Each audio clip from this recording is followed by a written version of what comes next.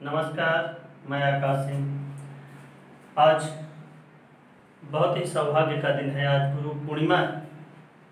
तो सबसे पहले हम गुरु के चरणों में एक वंदना समर्पित करके फिर मैं अगली क्लास लेता हूँ। गुरुर्ब्रह्मा गुरुर्विष्णु गुरुर्देवो महेश्वरा गुरु साक्षात् परम ब्रह्म तस्मै श्री गुरुवे नमः। तस्मै श्री गुरुवे नमः। गुरु के चरणों में नतमस्तक होकर मैं उन्हीं कक्षा को आगे बढ़ाता हूँ। तो कल हम लोग भाषा तक बात किए थे। आज हम भाषा के बारे में संक्षिप्त जानकारी लेकर के आगे की हेडिंगों के बारे में चर्चा करेंगे। कल हम भाषा की परिभाषा, उसके भेद और उदाहरण के बारे में चर्चा किए थे। आज हम भाषा से ही संबंधित यानी उसी पाठ के अंतर्गत बोली, उपभाषा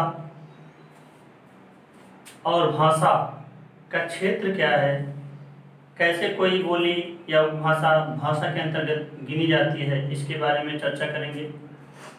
उसके बाद हम लिपि के बारे में जानेंगे और सबसे बाद में इसमें व्याकरण के बारे में जानेंगे। और उसके बाद एक नया चैप्टर शुरू होगा जो व्याकरण से ही संबंधित होगा, व्याकरण की परिभाषा से संबंधित होगा।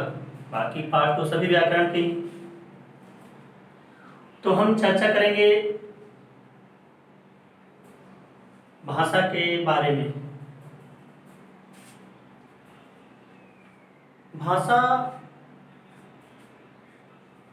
चाहे हिंदी हो, चाहे अंग्रेजी हो, संस्कृत हो, दुनिया की कोई भी भाषा हो, सबकी कोई ना कोई लिपि होती है। वहाँ में पर भी कई बोलियाँ ऐसी होंगी जो कम क्षेत्रफल पे बोली जाती होंगी, कुछ होंगी जो और ज़्यादा क्षेत्र पर बोली जाती होंगी, और कोई लैंग्वेज होगी जो ज़्यादा क्षेत्र पर बोली जाती है। उसी तरह हमारे देश में, भारत में,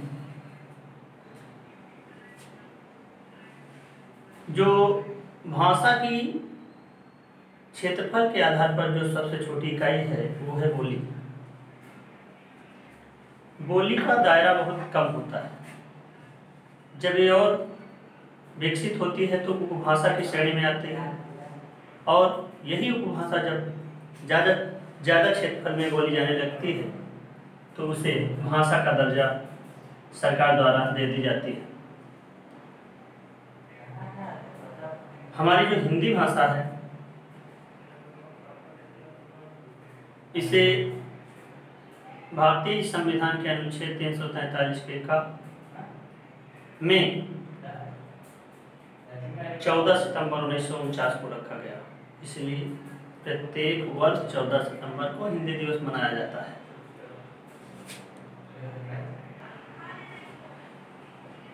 अब हम बोली के बारे में विस्तृत चर्चा करेंगे।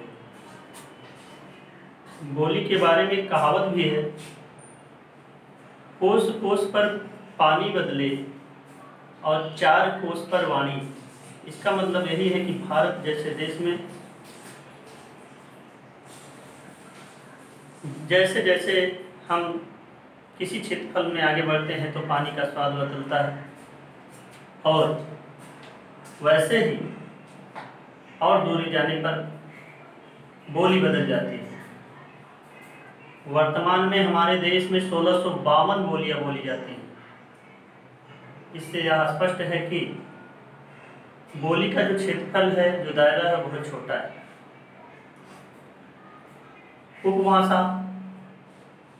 उपभाषा की संख्याएं कम हैं, जैसे अवधी, भोजपुरी, ऐसे 3-4 और उपभाषाएं हैं। और 22 भाषाएं। अभी कुछ दिन पहले आप देखे होंगे कि भोजपुरी को वहाँ की जनता यानी बिहार की जनता एक भाषा के रूप में मान्यता प्रदान करने के लिए सरकार से गुहार लगा रही थी। क्यों ना बोली जाए? क्योंकि भोजपुरी जो है वो 2 से अधिक राज्यों में बोली और समझी जाती है। हो सकता है आने वाले समय में भारतीय संविधान में 22 की जगह 23 भाषाएं हो जाएं। अगर हमारी अवधि भी विकसित हो जाए, 2-3 राज्यों में बोली समझी जाए, तो ये भी भाषा की श्रेणी में चली जाएगी। क्षेत्रफल ही आधार है किसी भी बोली या भाषा का भाषा में जाने का। इसके बाद हम चर्चा करते हैं लिपि की।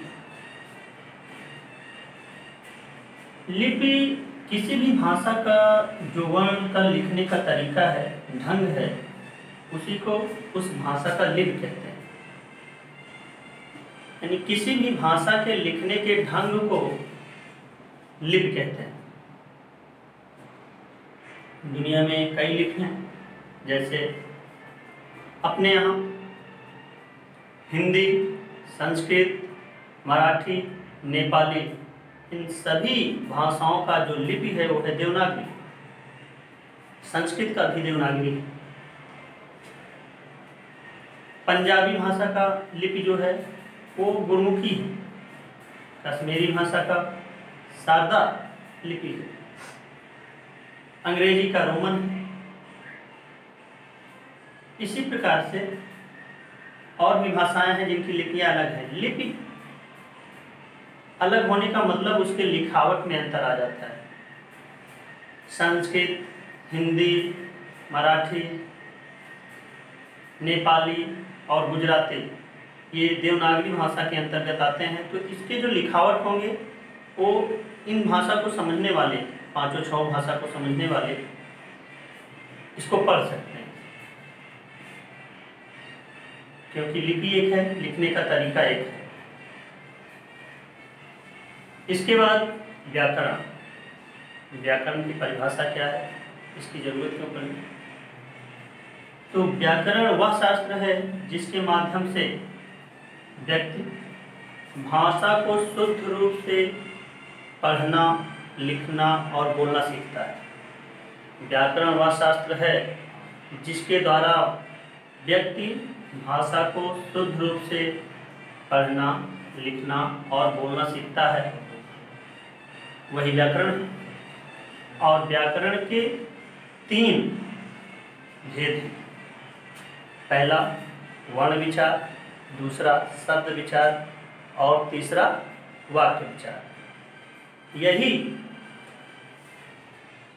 तीनों आगे चल करके एक एक पाठ का निर्माण करते हैं। इन पाठों के अंतर्गत हम एक लंबी क्लास का वीडियो बनाएंगे। उसमें आपको जानना होगा, जैसे व्याकरण का पहला भेद वर्ण विचार है, उसके अंतर्गत पूरा वर्णमाला के बारे में विधिवत जानकारी मिलेगी। फिर शब्द विचार के अंतर्गत शब्द के बारे में विधिवत जानकारी मिलेगी और वाक्य विचार के अंतर्गत आपको वाक्य के बारे में विधिवत जानकारी मिलेगी। अब जो मेरा अगला पाठ होगा वो बोर्ड और मार्कर के माध्यम से लिखित क्लास होगी और अगला पाठ जो है, दूसरा पाठ, वो है वर्ण विचार। तब तक नमस्कार। आप लोग मेरे वीडियो को लाइक, सब्सक्राइब और शेयर जरूर कीजिएगा। धन्यवाद।